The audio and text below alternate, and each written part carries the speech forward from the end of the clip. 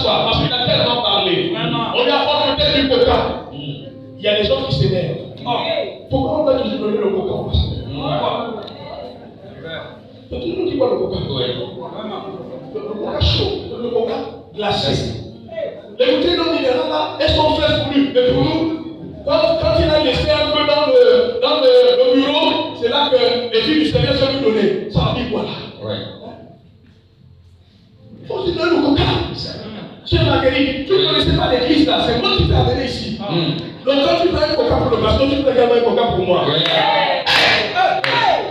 Malédiction, sacrilège. Quand vous avez quelqu'un qui a envie, même les petits privilèges qu'on vous accorde, les petites attentions, sachez que vous êtes en danger.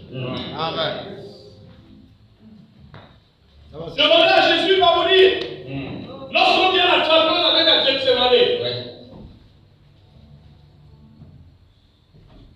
On devait taper sur lui, pierre dans l'épée. Il coupe l'oreille de Matthieu. Là, vous avez vu? Oui. Qu'est-ce qui se passe?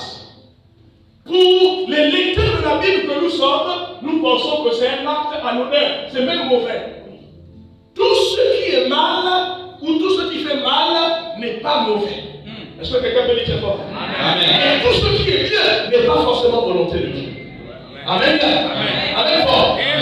Lorsque Malchus a son oreille coupée, en réalité Jésus est excité à l'intérieur de lui. En Matthieu chapitre 16, il a dit, toi, tu es Pierre. Sur ce roc, je fais quoi? Je bâtirai mon église. Les portes du séjour de mort ne pourront pas contre elle. Il lui donne le leadership après lui. Mais il fallait une preuve que Pierre était capable de mourir. Amen. Si il y a un héritier que vous cherchez, homme de Dieu, si vous cherchez un héritier, un fils que vous soutiendrez dans le ministère, ne cherchez pas celui qui a aucun privilège, mais celui qui est prêt à mourir pour vous. Parce que c'est le véritable héritier. Jésus était longtemps. J'ai la preuve. J'ai la preuve que c'est lui. Alléluia. Amen. C'est lui. Est-ce que quelqu'un peut dire fort?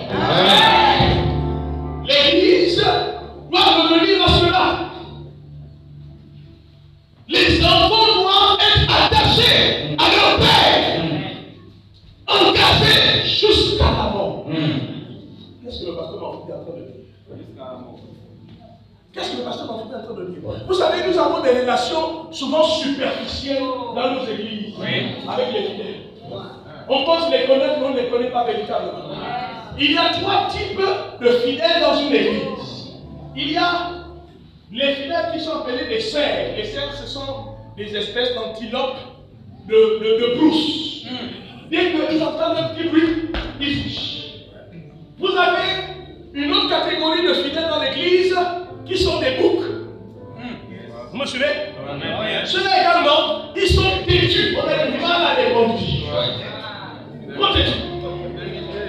Les cerfs et les boucs, vous ne pouvez rien faire avec eux. L'église ne peut pas aller quelque part. La mission ne peut pas être accomplie. Oh my God.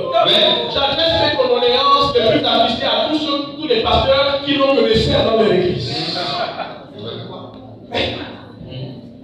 J'adresse mes sincères condoléances aux pasteurs qui n'ont que des boucs dans leur église.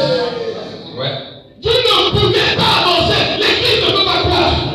À la fin du culte, dès qu'on dit que Dieu vous bénisse, alléluia, je voudrais que toutes les femmes restent encore à la fin. Les femmes serrent. Quand tu dis même Amen, elle est déjà partie. Pour la Bible explique son texte. Est-ce que quelqu'un me comprend? C'est pourquoi quelquefois les serres s'asseyent derrière. Au fond là-bas, dans le sabbat.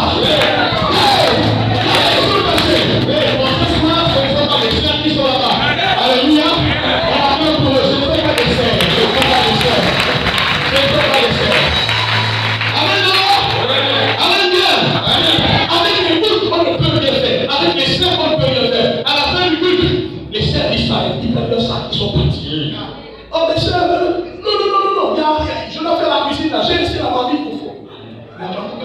de ma tête. On a commencé le book.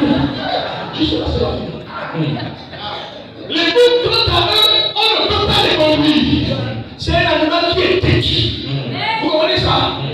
Bon, écoutez, nous allons faire une évangélisation. Donc tout le monde venez à 17h, donc venez à 16h. Les boucs vont peut-être venir aux alentours de 19h. Monsieur, l'évangélisation est terminée. Tout le monde est monté. Oh papa, oui, mais j'étais à l'église, là, l'église est fermée.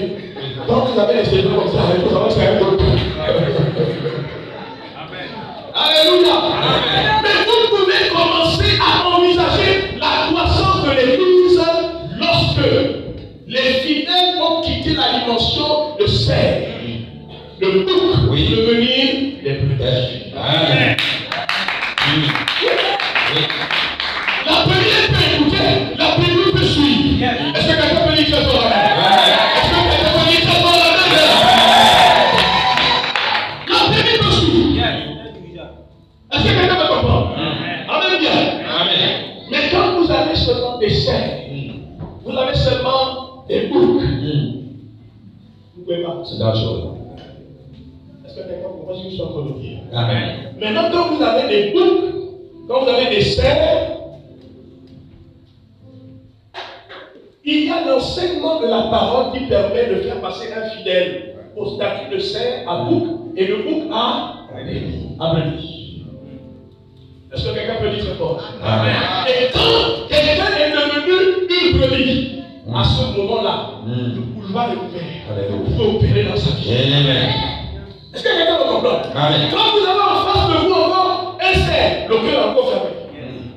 Quand vous avez un bouc, le cœur est encore fermé.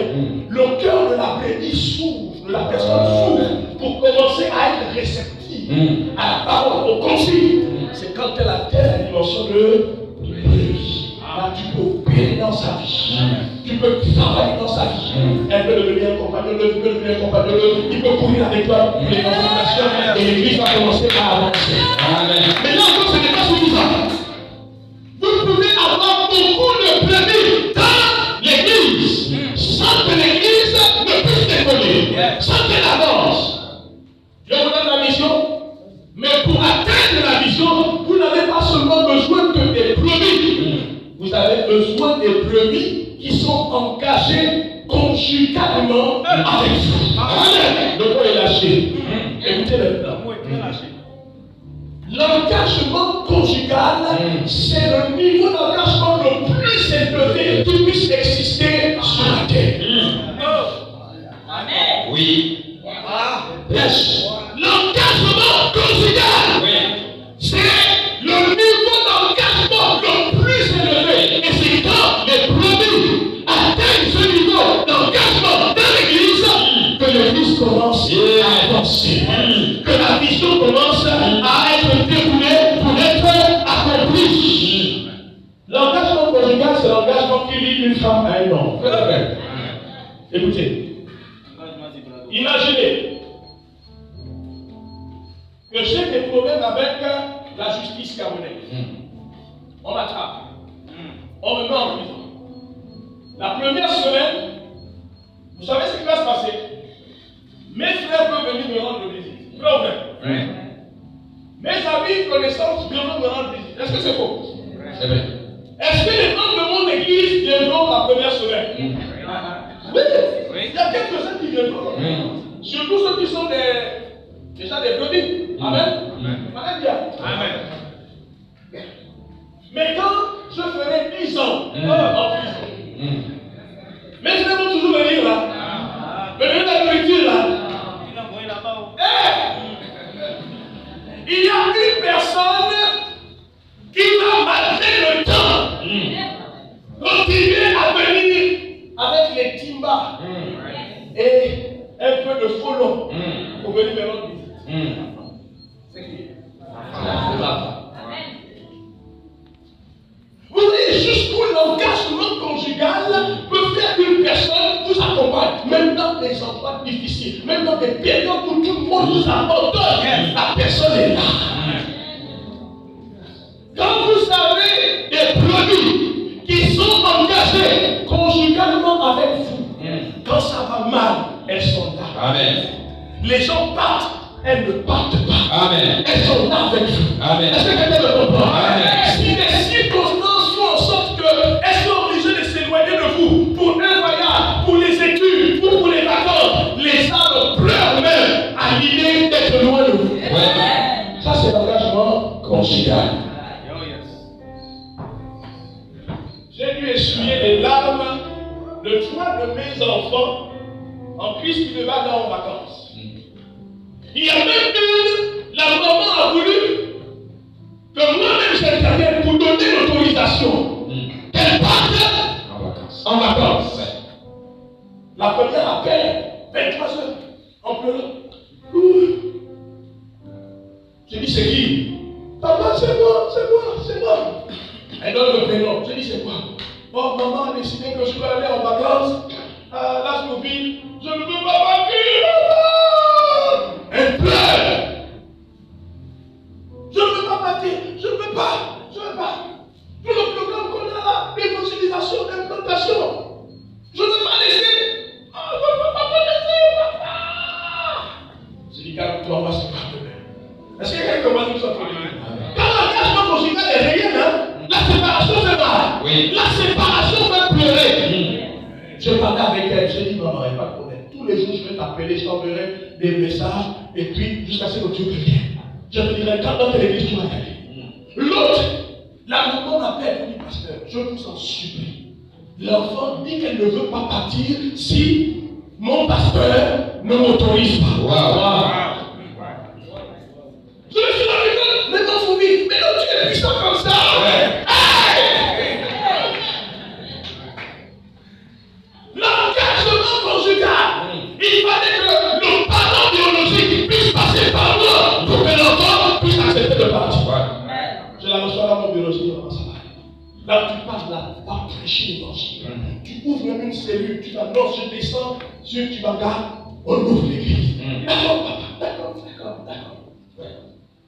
Leader, nous voulons que l'engagement conjugal devienne l'objectif que nous atteignons pour que l'Église puisse avancer. Amen. Ce sont ceux-là qui sont engagés conjugalement, qui sont avec nous dans l'évangélisation, qui déroulent, qui donnent, qui investissent, qui ne roulent pas. Ils sont à un niveau où ils ne peuvent pas laisser. Yes. Quand ils ne sont pas là, vous-même le leader, vous avez le sentiment que vous n'êtes pas vous. Ouais. Il y a quelque chose qui vous manque. Est-ce que quelqu'un me comprend? Ouais. Eux également, quand vous n'êtes pas là, ils ne sont pas complètement eux. Mais bien aimé, je ne sais pas si quelqu'un comprend ce que je suis en train de dire, mais j'ai envie de dire que vous fusionnez avec ces membres-là. Ce ne sont plus des membres de l'Église. Ça devient une famille. Amen.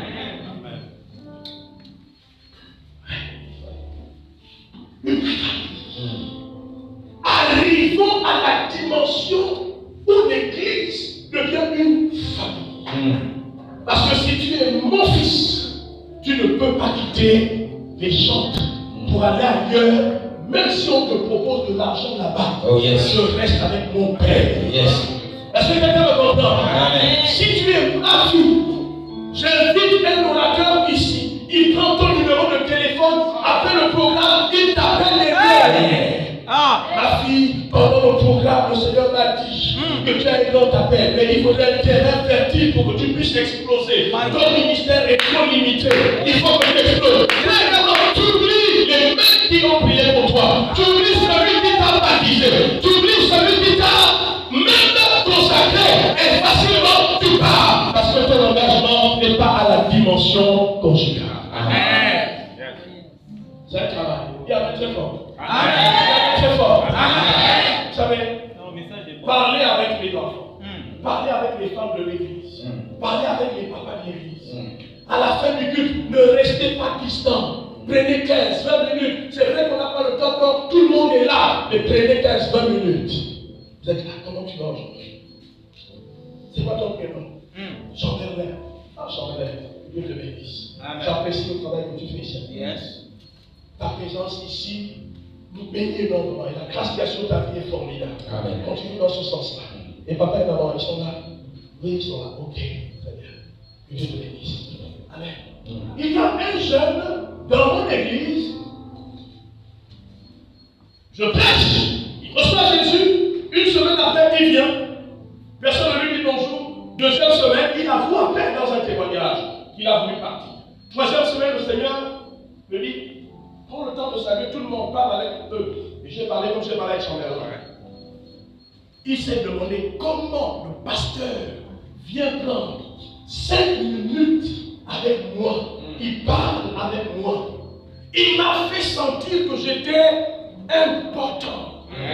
Est-ce que quelqu'un comprend? Quand vous parlez avec les gens, montrez-leur qu'ils sont spéciaux. Qu'ils sont importants. Et ça ne doit pas être du folklore, ça doit être sincère. Vous le sentez parce que quelqu'un le sentit comme un vrai ou comme un vrai. Je vous dis la vérité. Parmi les jeunes guerriers que j'ai à l'église, cet enfant est devenu le plus loyal que j'ai. Je peux venir à Timana, en fait je devais l'amener même ici, mais on avait évangélisation. Je peux venir ici à Mouila, si je dis tu restes, il va rester. Je pars. Sans doute. Étudiant en médecine. Étudiant en médecine. Je me suis connecté à lui. Ouais. Je l'ai formé. Vous le voyez prêcher, vous aurez le sentiment que c'est ma copie. Exact. Même gestuelle, même terme vocal, le même rythme. Il a dit à tous les autres, si vous ne voulez pas copier le révérend Manflu, moi je vais devenir sa photocopie, je vais copier même sa façon de s'habiller.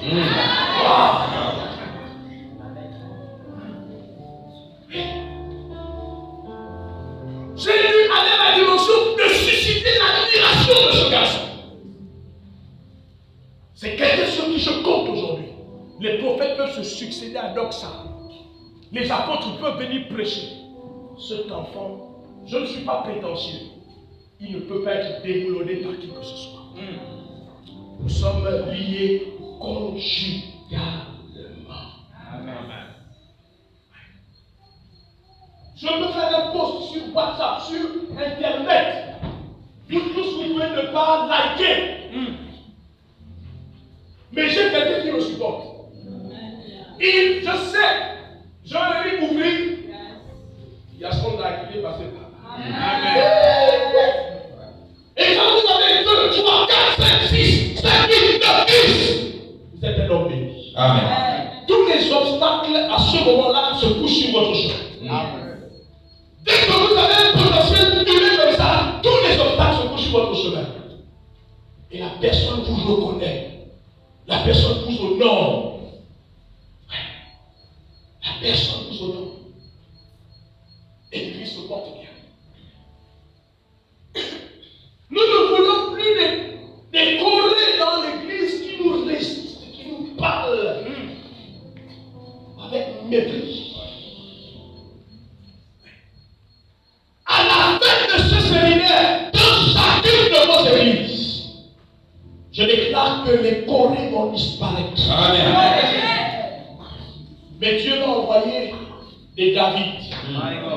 Des gens qui ne tuent pas les pères. Amen. Des gens qui ne tuent pas les pères. Reçois maintenant des David au nom puissant de Jésus. Bien aimé, vous savez ce que vous faites à vos leaders aujourd'hui, il y a quelqu'un qui va le faire également. Amen. Pour vous, soit en bien, soit en mal. Qui se souvient de ce que je dis sur David? Il se trouve dans la caverne, il est prêt à tuer Saül. Vous suivez? Qu'est-ce qu'il fait? Il ne le tue pas. On en a parlé à nouveau avec le pasteur Ephraim pendant le petit déjeuner. C'est lui qui a lâché même le mot. Il dit oui, on veut dire David. Mais c'est la vérité. Vous savez, quand David va coucher avec Bersheba, il tue Lily. Qui se souvient de l'histoire? Qui se souvient? Amen. Vous l'avez. Quand David couche avec Bersheba, tu dis, ce jour-là, David devait perdre son âme. Parce qu'il devait avoir une mutinerie. Mais vous savez pourquoi les généraux ne se sont pas levés contre lui? C'est parce qu'ils se sont rappelés que quand Saül était faible dans le péché, que Dieu l'avait rejeté, David devant Saül, au lieu de le tuer,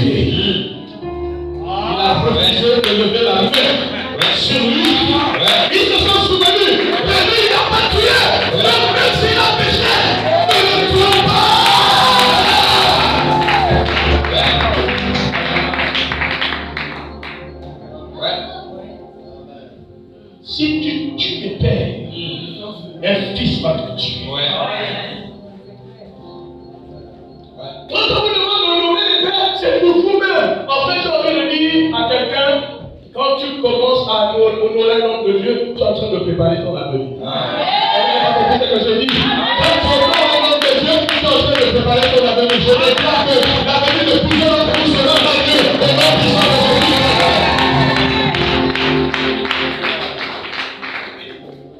Quand tu honores le nom de Dieu, tu prépares ton avenir. Mais quand tu le déshonores, quand tu le critiques, tu es en train de creuser ta propre tombe. Attendez, vous couchez avec la femme de quelqu'un, vous tuez le mari, tout le monde sait. C'est un soldat, une grande armée. Vous pensez que les gens ne vont pas se lever contre vous? Mais ce qui les a calmés, lui-même, quand Saül avait été rejeté, quand Saül était déjà possédé d'un mauvais esprit, Saül avait tué les prophètes de Dieu. Saül consultait les sorciers. Il n'a pas tué, il avait 4 raisons pour le tuer. À cause de ses péchés, à cause du fait que ce soit détourné, il ne l'a pas fait. Nous aussi. Ouais. Rendons-le lui. Oh yes. Ne le tuons pas. Oh yes. Ne le tuons pas. Oh yes. Les gens ne reconnaîtront jamais ton humanité. Si toi tu n'as pas reconnu l'humanité de tes pères avant toi. Les gens ne seront pas tendres avec toi si tu n'as pas été tendre avec tes anciens. Ne juge pas, ne condamne pas.